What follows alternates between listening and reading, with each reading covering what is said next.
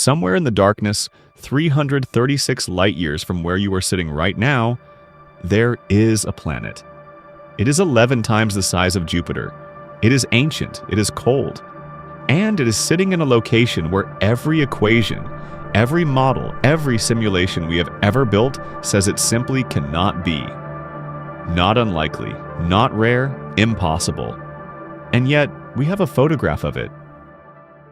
In 2013, a team of astronomers pointed a telescope at a young binary star system in the constellation Crux. They were not looking for anything extraordinary. They were surveying young star systems, cataloging what they found. What they found broke planetary science. A planet, enormous, orbiting its parent stars at a distance of 730 astronomical units, 730 times the distance between the Earth and the Sun. If you placed our entire solar system inside that orbit, it would fit with room to spare. The light from its own stars takes nearly 4 days to reach it. Its year lasts approximately 15,000 of ours. Graduate student Vanessa Bailey, who led the discovery team, said something remarkable afterward. She said the planet really makes you step back and wonder if we understand how planets form at all. That question, do we understand how planets form, is what this story is about. To understand why HD 106906b is so disturbing, you need to understand what a planet is supposed to be. A planet is not random. A planet is the product of an extraordinarily precise set of conditions. A recipe that, as far as we knew, could only work within certain distances from a star. For centuries, we had one solar system to study, ours. 8 planets, neat orbits, a comfortable arrangement that felt, if not designed, at least predictable. Then the age of exoplanet discovery arrived, and everything we thought we knew began to shake. The year was 1995. Astronomers Michel Mayor and Didier Queloz detected a planet orbiting a sun-like star called 51 Pegasi. It was a gas giant the size of Jupiter, but orbiting closer to its star than Mercury orbits ours. Blisteringly, impossibly close. It was called a hot Jupiter, and it should not have existed either. In the decades that followed, we discovered thousands of exoplanets, and system after system violated our expectations. Planets in binary star orbits. Planets with years lasting less than a single Earth day. Planets made almost entirely of water. Planets orbiting backwards. The universe, it turned out, had not read our textbooks. But even in this growing catalog of the strange and the unexpected, HD 106906b stood apart. Because this was not just an unusual orbit. This was a planet in a location where the very mechanism of planet formation cannot operate. Here is how planets are supposed to form. A young star is born surrounded by a spinning disk of gas and dust, a protoplanetary disk. Think of it like a vast, flat cloud rotating slowly around a central fire. Over millions of years, particles within this disk collide. They stick, they grow. Dust becomes pebbles. Pebbles become boulders. Boulders become the seeds of worlds. This process, called core accretion, is the dominant model of planetary formation. It is supported by decades of observation and theory. It works beautifully, but it only works within the disk, and the disk has a boundary. Protoplanetary disks typically extend perhaps 100 to 200 astronomical units from a star. The material beyond that edge is too sparse, too cold, too infrequently colliding to build a planet. The mathematics simply don't work. HD 106906b is at 730 astronomical units. Researchers considered alternatives. Could the planet have formed through a different mechanism? Gravitational instability, where a region of the disk collapses directly under its own gravity, skipping the slow accretion process? Possible, but the mass and distance still don't reconcile cleanly with the model, so how did it get there? In 2020, the Hubble Space Telescope turned its gaze toward HD 106906b. The goal was to track the planet's motion precisely enough to reconstruct its orbital path. What they found was not a gentle circular orbit.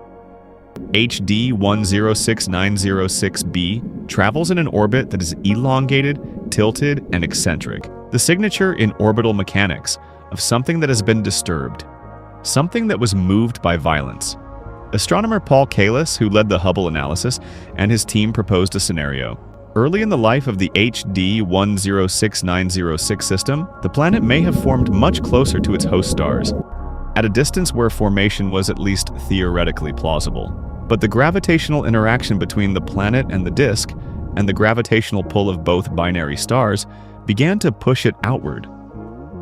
In most cases, a planet ejected like this would escape entirely, sailing off into interstellar space to become a rogue planet, drifting in darkness forever. But HD 106906b did not escape. Something caught it. HD 106906 is a young star system, only 13 million years old. At that age, it was still embedded within the stellar nursery where it was born, surrounded by other young star systems in a loose cluster. The researchers' model suggests that as HD 106906b was being flung outward, the gravitational influence of passing stars in that cluster reached out like an invisible hand and nudged the planet's trajectory. Just enough. Not enough to pull it back to its stars. Not enough to let it escape, but enough to bend its path into a bound orbit, however extreme and elongated that orbit might be. A cosmic accident, preserved in slow motion across 13 million years. But then came the second revelation. When Hubble examined the debris disk surrounding the binary stars, the remnants of the protoplanetary disk still orbiting at the system's center, it found something extraordinary. The disk is asymmetric. It is warped. It extends farther on one side than the other, and the direction of that distortion points directly toward HD 106906b. This planet, from 730 astronomical units away, is still gravitationally sculpting the disk around its parent stars. It is an exile, expelled, suspended, unable to return, but still connected, still exerting its influence across a distance so vast it strains imagination. Here's the question that should keep you awake. If HD 106906b exists, if a planet can be found in a place where no planet should be, through a chain of events so specific and so fortunate that it borders on miraculous, how many others are out there that we cannot find? Astronomers believe that during the formation of planetary systems, gravitational chaos is the rule, not the exception. Planets are regularly flung outward. Most escape entirely. Some, like HD 106906b, are caught. Our own solar system may have ejected planets during its violent early history.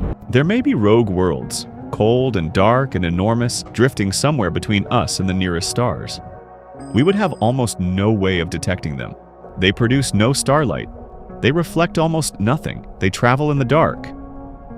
And then there is the deeper implication, the one that touches not just astronomy, but the nature of knowledge itself.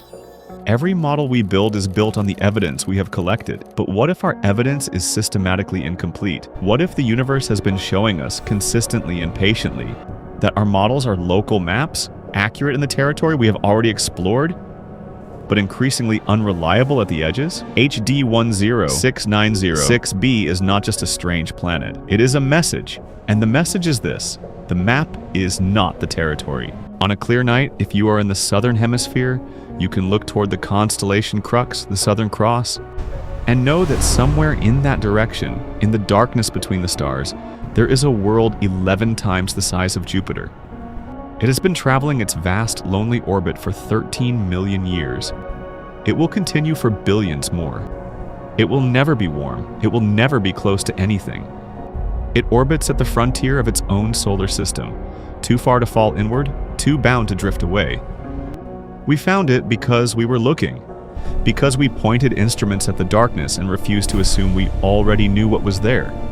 And what we found was something that should not exist. A world suspended at the edge of everything, in a universe that apparently did not receive the memo about what was and was not possible. Which raises one final question.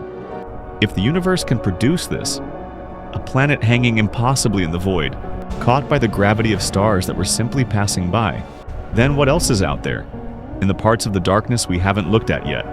We may not be ready for the answer, but we should keep looking.